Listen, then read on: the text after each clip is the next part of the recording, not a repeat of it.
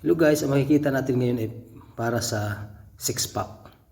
Ang tira po na yan ay mahirap po sa mga baguhan, kaya tiis lang po para po gumanda ang ating sikmura, mawala ang bilbil. Ayan po. Ang ginawa ko lang po dyan ay 10 repetition lang po. At 3 set po yan. Yan. Ang sumunod po ay ano po, ang tingnan nyo pong mabuti at ang nakalapat lang po dyan ay yung likod. Yung pong buong katawan walang sinasayaran. Napakasakit po ng tira na yan, mahirap.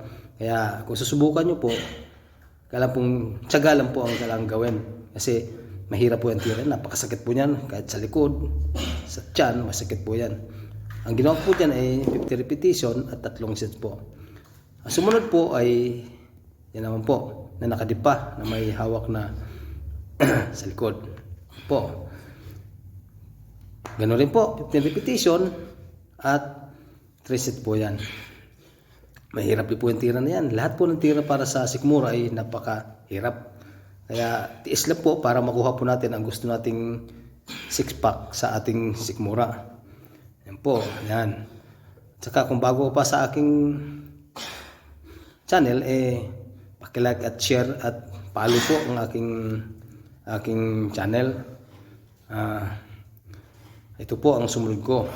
Yan. Ang ginawa ko dyan ay 20 repetition, 3 set. Medyo madali-dali po yung tira na yan. Pero sa mga baguhan po ay mahirap din po yan. Yan. Yan po. Yan.